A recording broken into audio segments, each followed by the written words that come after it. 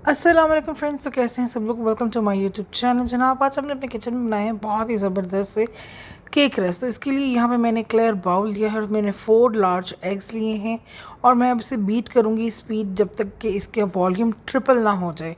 Triple volume तक हम इसे बीट करेंगे अच्छे तरीके से। जैसे कि आप देख सकते हैं कि इसका वॉल्यूम जो है वो ट्रिपल हो गया है, बिल्कुल कलर चेंज हो चुका है। अब हम इसके अंदर डालेंगे शुगर। तो शुगर यहाँ पे मैंने 1 कप यूज़ की है। अगर आप ज़्यादा मीठा चाहते हैं तो आप इसके अंदर 1.25 कप भी डाल सकते हैं, आपकी अपनी चॉइस है। मैंने नॉर्मल मीठे के हिसाब से 1 कप इसके अंदर डाली है शुगर। और यहाँ पे मैंने 1/2 कप डाला है वेजिटेबल ऑयल। तो इन सब चीज़ों को हम थोड़ा थोड़ा करके बीट कर लेंगे। अब हम इसके अंदर डालेंगे वनीला एसेंस तकरीबन 1/2 टी स्पून, मिल्क ऐड करेंगे इसके अंदर तकरीबन 3 टेबल स्पून और फिर इसे भी हम अच्छी तरह से बीट कर लेंगे।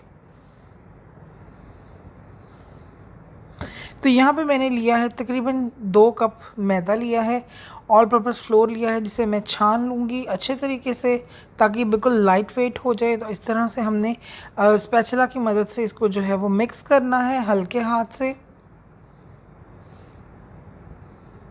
अगेन सेकंड कप हम लेंगे वाइट फ्लोर का, यानी कि ऑल पर्पज़ फ्लोर लेंगे और बेकिंग पाउडर भी हम इसके अंदर 1.5 टी स्पून डालेंगे और इसे अच्छी तरह से छान लेंगे। अब इस मिक्सचर को हम अच्छी तरह से मिक्स करेंगे। इसके अंदर थोड़ा सा येलो कलर का फूड कलर डालेंगे जो कि केक रस में बहुत ही अच्छा लगता है, बहुत अच्छा इसका लुक आता है। तो ये आप देख सकते हैं कि मैं इसके अंदर थोड़ा सा फूड कलर जो है वो ऐड कर रही हूँ। बिल्कुल पिंच ऑफ फूड कलर जो है वो हमने यूज़ करना है। तो बहुत ही खूबसूरत सा ब्राइट सा इसका येलो कलर जो है वो आ जाएगा। ओवन मैंने पहले से 180 डिग्रीज़ के ऊपर 10 मिनट पहले मैंने ऑन कर लिया था। प्रीहीट कर लेना है आपने ओवन को कम से कम 10-15 मिनट पहले। और आप कोई भी मोल्ड ले लें, रेक्टेंगल, स्क्वायर, आपकी अपनी चॉइस है। तो आपने सारा मिक्सचर जो है वो अच्छे तरीके से पोर कर देना है अपने मोल्ड के अंदर।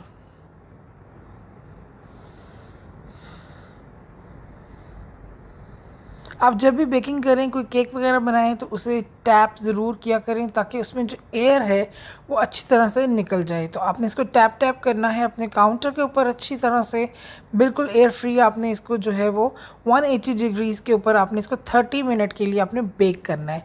तो ये आप देख सकते हैं कि बहुत ही ज़बरदस्त सा केक हमारा फ़िलहाल केक ही है। तो केक से कैसे केक रस ही बनते हैं तो ये मैं आपको बताऊंगी।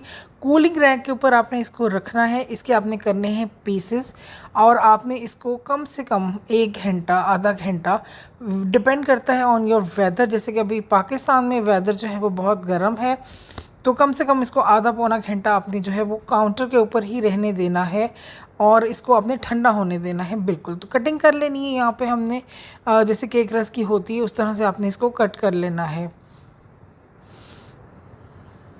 तो ये देख सकते हैं कि इसको मैं शेल्फ पे छोड़ दूँगी कम से कम 1 आवर के लिए, ठंडे हो जाएंगे। फिर हम एक बेकिंग डिश लेंगे, उसके अंदर हमें अपनी जो सारे पीसेस हैं इसको दोबारा से हमने बेक करना है अच्छे तरीके से कम 10 से 12 मिनट। हम इसे 100 डिग्रीज़ के ऊपर हम इसको बेक करेंगे ताकि ये क्रिस्पी हो जाए बहुत ज़्यादा, क्योंकि अभी ये केक है और अभी हम इसे केक रस बनाएंगे।